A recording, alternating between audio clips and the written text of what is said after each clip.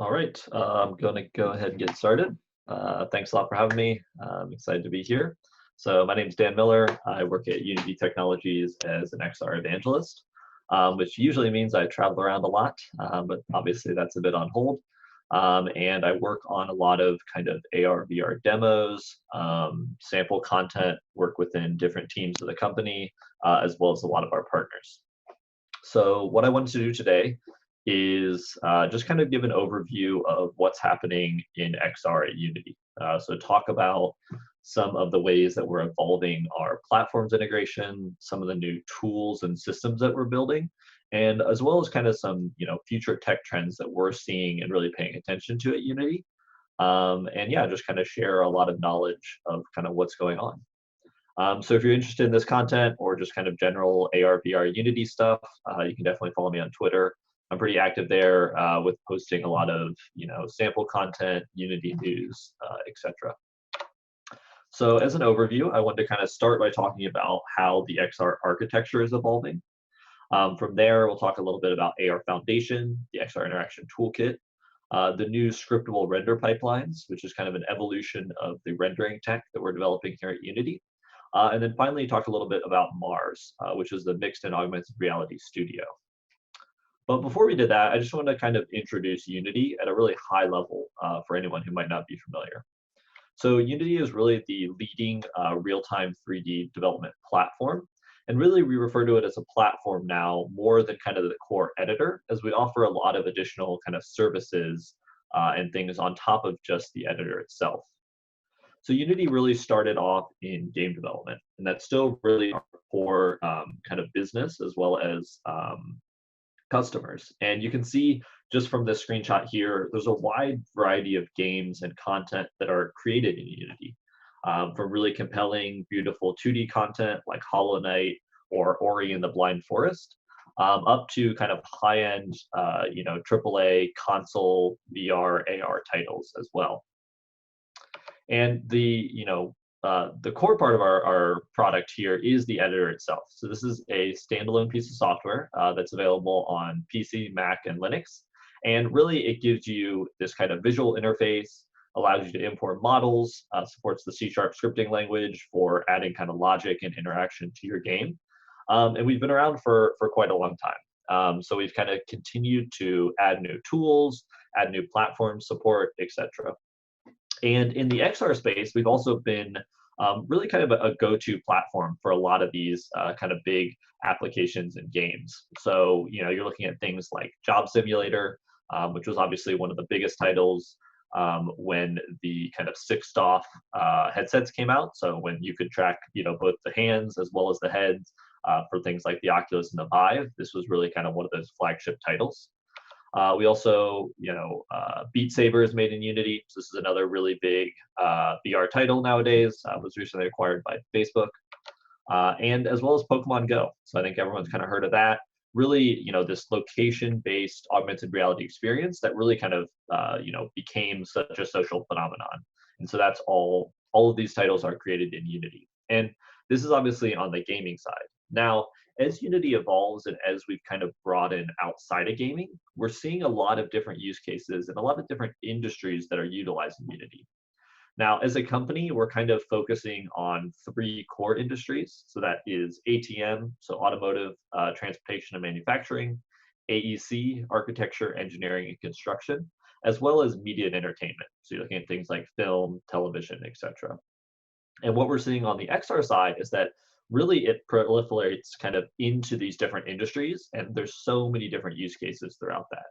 So you're seeing companies like IKEA, which has a standalone 2D application where they sell all their furniture. They also created a secondary AR application where they've actually digitized all their furniture and allow you to kind of place it in your environment. And so that app is entirely made with Unity, and they've actually seen a lot more success and even higher ratings on their AR app than their standalone kind of 2D app. And then we're also seeing companies like Shop Architect, who's able to utilize Unity and visualize their architecture and building models on site. So they go on site using an AR device, in this case an iPad, localize it, kind of lock it to the site, and then are able to pull in real-time data based on the construction and visualize kind of different stages of it.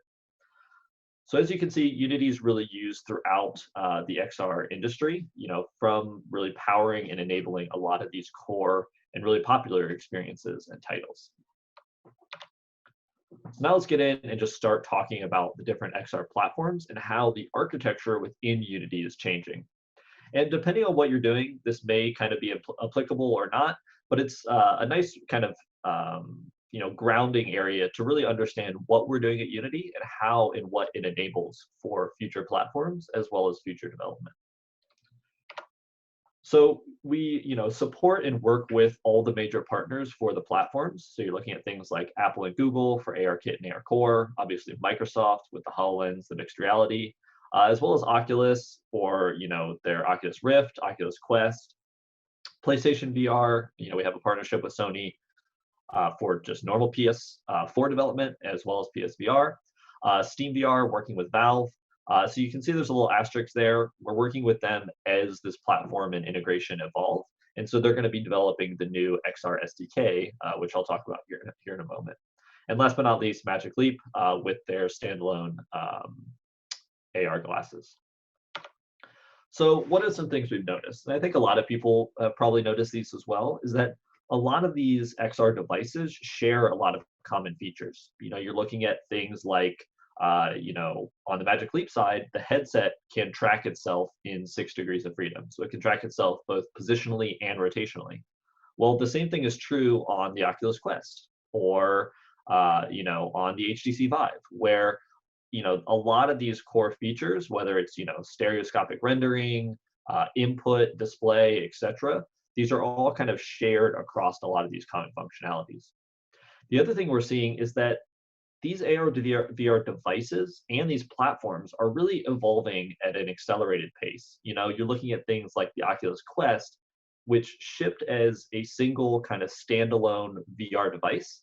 And now they've updated it just from the software side to support the ability to plug into a high-end PC and work or emulate a Rift S, as well as add things like hand tracking, which wasn't even talked about or might not even been thought about when they were first kind of launching this device. And now you're seeing these brand new features come out, faster than they're even shipping new hardware. So it's really exciting, but it also presents some complexities and some challenges on the platform side. So what are we doing? How are we kind of solving this problem? How are we working with these partners to kind of evolve how these XR platforms are linked into and working with Unity? So what we're doing is we're providing this XR provider layer, and these are really behind the scenes platform specific. So you can see there on the right things like the ARKit Raycast subsystems. This is kind of a core system that ARKit provides, and we're kind of linking that into the editor. Now what we're providing to developers is what we call this XR developer layer. So this is kind of an abstraction on top of these commonalities. So instead of looking for that ARKit Raycast subsystem, you're just looking for an AR Raycast manager, which is kind of controlling that subsystem for multiple different platforms. So this would cover things like ARCore and ARKit, which share a lot of those same features. And lastly, we're providing all of these new integrations as packages. So if you're not familiar, packages within Unity are kind of a way to add functionality. A lot of them are developed internally at Unity, but now we're kind of broadening out that what we call the package manager, which allows you to import different kind of features and tools directly into the Unity editor. So what this means on the XR platform side is that all of these platform integrations are now kind of bundled as part of the editor that you can kind of add and take away depending on what you're targeting. The other nice thing about packages is that most of the code in these packages are actually written in C#. So as a developer, you get a little more insight into how these work and how they integrate directly into Unity. It's no longer the case that it's such a black box on the integration that if there's issues or you're trying to understand how one of the systems works, you can actually peek into that C# code and see some of the kind of plumbing behind the scenes. Now, at a high level, it looks a little bit like this. So we have the provider framework. That's where you're looking at those actual platforms. That links into what we call the XR SDK, which is an actual, contains code that's actually a part of the Unity core engine. So this is compiled into the editor itself. And then what we do is we kind of feed those provider frameworks to this low-level managed API, which then populates the data for the developer framework. So that's where you get these kind of subsystem and high-level components that you as a developer can start working with. And what does that really enable? So it enables things like AR Foundation, and I'll talk about a couple more here as well. And if you're not familiar, AR Foundation is Unity's augmented reality SDK for multi-platform development. So this is looking at, how do we take that abstraction and how do we build kind of an entire framework around it to really enable people to, create the applications and the AR apps that they want, as well as just target all of the different platforms. A big success of Unity for a long time has been the ability to build once and deploy anywhere. So with AR Foundation, we now take that same kind of idea and extend it beyond just the kind of mobile space into the AR space as well. So of course, AR Foundation is enabled through the package manager. So we have an AR Kit, AR Core, and AR Foundation package. Now, depending on what version of the editor you're using, we have different versions of the packages. So the packages also are in what we call a preview state, where we're still adding and updating them. There can be some breaking API changes, and a verified state. So the verified state really allows it to be, kind of the most tested. We backport fixes and stuff like that to previous versions. And you can see there's a verified state for 2018 as well as 2019. And now we've just updated the latest preview version of AR Foundation to 4.0 in the 2019. Now, this is where you're going to get APIs for things like the body tracking available in AR Kit, as well as kind of the latest and greatest. And the nice thing here is that as we see these platforms, again, push out new features, we're able to update the packages, and you as a developer don't have to wait for the kind of core editor itself to update as well. So when AR Foundation started out, and really kind of its core components right now, it's building on top of AR Kit and AR Core. So AR Core is Google's augmented reality mobile SDK, and AR Kit is Apple's augmented reality mobile SDK. So AR Core obviously works on Android phones, and AR Kit on iOS phones as well as iPads. So what this looks like on a more practical side is you get an application like this. So this is the same application. And on the Unity side, if you compile it out to an Android device, then it automatically hooks up the kind of AR Core SDK underneath. And if you compile it out to an iOS device, then it clicks up the AR Kit device or AR Kit SDK underneath. So really, as a developer, you can kind of switch platforms, and all of these kind of abstracted APIs are just handled automatically. And so you can see there that was the exact same device. I didn't have to change any code. It just worked on both the platforms there. So besides providing kind of the core functionality and the core features on these platforms, we also have some unique features. So this is things like the universal render pipeline support. So I'll talk a little bit more about our scriptable render pipelines here in the future. But really, this allows things like our new shader graph as well as VFX editor. So these are kind of node-based visual editors for creating, really cool and interesting shaders as well as visual effects. And you also just get kind of more performance on the new rendering pipelines. We're also enabling things like ARKit 3.0 features. So these are things like body tracking, people occlusion, and all the new features that are available in ARKit 3. Now, if you're familiar, ARKit 3.5 was just announced. I can't make any specific announcements about that yet, but I'll say, as you've seen with the ARKit 3.0 features, a lot of these new features are being integrated here into the AR Foundation package in a fairly timely manner.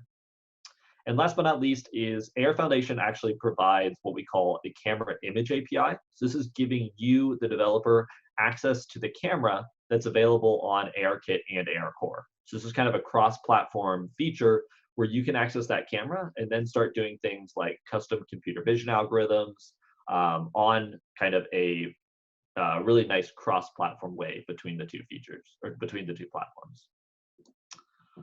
So on the developer side, if you look at kind of how these are integrated into Unity, so you basically have what we call the subsystem managers. So in this case, I'm showing an example for the human body manager, which is used for things like 3D body tracking.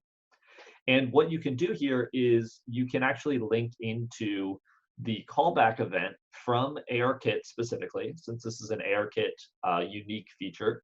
You can link into that callback event here on the on enable, and you actually, you're storing a reference here to the human body manager itself. And then what you can do is you basically can kind of update and add any code anytime that tick comes back. Now, the cool thing is that the way that AR Foundation has been architected is that if another platform were to support this feature, we can just kind of plug in the functionality behind the scenes. So really, it becomes an update from the AR Foundation side. We update that package. We're able to kind of feed the data from a new or existing platform. So in the code itself, what you're looking at is you as a developer can basically check, is this platform or is this feature supported? So you're not saying, if I'm developing on iOS and I'm using ARKit, do this stuff. If I'm on ARCore, do that stuff. It's really, if this feature itself is supported, do X, Y, Z. If it's not, do A, B, C. And so what this allows you to do is, as a developer, if you're looking at something like face tracking. So face tracking first launched on ARKit using the TrueDepth camera. You can have all of this logic that's basically looking, say, hey, is face tracking supported? Do all this stuff. And then once ARCore added face tracking, then all you would have to do is kind of update your packages, and the same functionality is kind of fed through the data, even though there's some different complexities depending on how the platform kind of handles these specific features. So right now, ARKit's kind of looking at AR Foundation is really looking at ARKit and ARCore. But we're also evolving it to head-mounted platforms. So you're looking at things like HoloLens and Magic Leap. So if you're not familiar, Magic Leap makes kind of a standalone Magic Leap headset, and HoloLens is developed by Microsoft, and they have both the HoloLens 1 and the HoloLens 2. And when you look at and kind of start to compare all of these different platforms itself, you'll notice that there's a lot of different kind of unique features here. So here, looking at kind of just across the screen, you can see you have things like pass-through video, which is available on ARKit and ARCore, rendering the actual kind of camera feed to the device screen. But Magic Leap and HoloLens, you're just using this kind of transparent display, so you can see into the world. So that feature isn't supported on there. Device tracking is obviously supported kind of across the board. And really where AR Foundation came from was looking at a lot of these core features that ARKit and ARCore supported and kind of enabling it from there. And now we've set up the hooks that when future platforms add new features or kind of add an existing feature on another platform, we've already done the work to enable that. So if you're looking at kind of more advanced features here, you're seeing things like meshing, environmental probes, etc. And you're also seeing these kind of completely unique features. So we've added in things that are only unique to ARKit 3.0. If ARCore, Magic Leap, or HoloLens adds them, we'll be able to easily kind of plug in that existing data. So really it's looking at, you have your core devices, you have those SDKs that the platforms themselves make, and then you have these Unity packages which feed the data into the subsystems managed by AR Foundation. And then you as a developer, depending on what platform you're building to, are able to just kind of hook up these APIs behind the scenes. This is something, AR Foundation is something that I've worked heavily on the past year, developing kind of sample content and things like that. So here's another video of that exact same app that I actually ported to the Magic Leap. So some of the complexities here is I had to modify some of the shaders for stereoscopic rendering. And I also had to think about, how do I do input a little differently? Since the Magic Leap doesn't have a kind of touch screen, although there is, a touchpad on the controller, it's a little bit different than it was on the mobile device. But you can see the reticle is still controlled by the camera, which in this case is my head. We're still able to kind of place those spheres in the environment.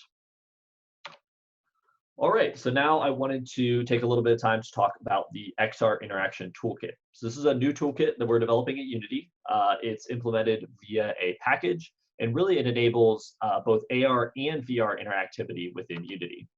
Now, it's starting off kind of primarily focused on VR. So this is a kind of small video here. You can see me interacting with these cubes. It has the ability to grab things and toss them with physics. There's also what we call this ray interactor, where you can actually grab things from a distance.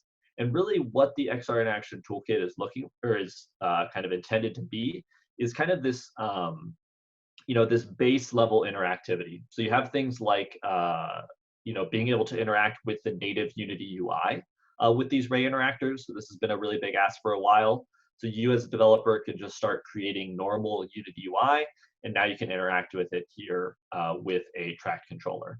So we have locomotion that you're seeing here, as well as kind of different complexities for grabbing systems. We have things like sockets and stuff like that. So this is a brand new toolkit. It's available now in a preview package. So it's really looking to cover both AR and VR.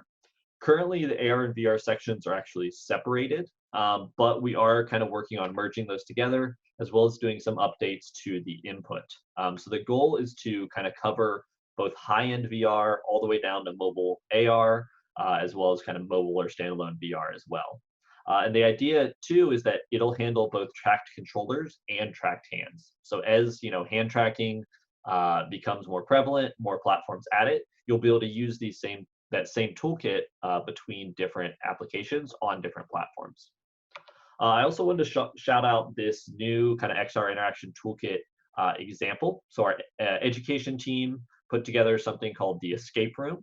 And it's actually a kind of little mini game that utilizes the XR interaction toolkit, builds this full kind of escape room puzzle experience, as well as has this little sample scene off to the right, which is a little bit more realistic assets. So there's this ability on like how to program a lever, how to have different kind of turn knobs and stuff like that. So this is all available in the same project. You can just search XR Interaction Toolkit, the escape room, and it's available on the asset store. There's also a recent blog post about it as well. All right, so now I want to talk a little bit about the scriptable render pipelines. So this is Unity's evolution into the rendering tech. Really what we saw is that there's a large number of different platforms and devices that we support. And in order to really kind of evolve and push the rendering towards kind of more higher quality as well as just better performance, we had to kind of update it for some of the platforms. So what we have is the universal render pipeline. This used to be called the lightweight render pipeline, if you're familiar with that. And it's available in the package manager. And really this is kind of replacing, or this is shaping up to be our default renderer for all the platforms. So that's everything from the Nintendo Switch to mobile platforms, AR and VR, of course. So here on the right, you actually see the VFX graph. This is the new visual effects graph, and it's being displayed here in AR on a mobile phone here. So this is kind of what's possible. The VFX graph basically works in the scriptable render pipeline. It's kind of this node-based editor. And the nice thing with this new updated pipeline is that you're just seeing performance gains out of the box. So seeing up to like 25% increased performance. That was a while ago on testing on the Oculus Quest between the legacy rendering and the new universal render pipeline. On the high-end side, we have the HD render pipeline. So this is available only for high-end PC and consoles. So it's not going to be available for things like the Oculus Quest, but it's really kind of pushing the realism. So on the right, you can see a little example of the what is our London office. So we actually have an office in London. We got it completely made digitally using the HDRP. And the cool thing is that in VR, we actually support all of the features available in HDRP. So those are things like volumetrics, screen space reflections, ambient occlusion. Now, some of those features are going to be a little more costly than others. So you do have to keep that in mind when developing these kind of high-end experiences. But this is really what we're using to kind of push that visual fidelity towards more of that realism in VR. All right, and so now I just want to end a little bit talking about kind of XR in the future. So some of the things that we're observing and some of the tech trends that we're seeing at Unity are, everything from remote rendering, easy authoring, enterprise experiences, location-based experiences, 5G, product visualization, and much, much more. And what we're seeing and kind of how we're thinking about a lot of these new tech trends is, what can we do at Unity to enable more of these experiences? How can we, partner with certain companies? How can we really position ourselves to allow anyone that wants to create and wants to kind of build content to do that? And one of the big initiatives behind this is Mars. So this is a mixed and augmented reality studio. And at its core, it's kind of a suite of tools built on top of Unity. So there's things like a companion apps that live on standalone devices like mobile phones as well as headsets. And there's also tools in the editor for simulating as well as visualizing a lot of these AR functionality and experiences. So some of the core problems that Mars is looking at and how we're trying to solve this is really kind of developing this content for the real world. How do you define content relative to the real world? How do you say, put this object on a chair, put this object on a table? How do you test that content? Do you have to, go around to different rooms in your apartment, go around to different office buildings, etc.? And how do you kind of run content that will perform well in these kind of unique real world situations? Whether your user is trying to experience the content in their bedroom, outside, on the train, etc. So as I mentioned, Mars is kind of this suite of tools built on top of Unity. It's taking this really kind of what you see is what you get paradigm, where it's a lot easier to kind of hook up different functionality. When you're looking at things like AR Foundation is really enabling all these functionality, but it's not necessarily, providing it in the most, let's say, creator-friendly approach. So really Mars is looking to kind of fill that gap where it sits on top and utilizes AR Foundation as what we call a data provider. So allowing you to kind of ingest and understand the data from AR Foundation and provide additional tools for kind of augmenting and building on top of that data.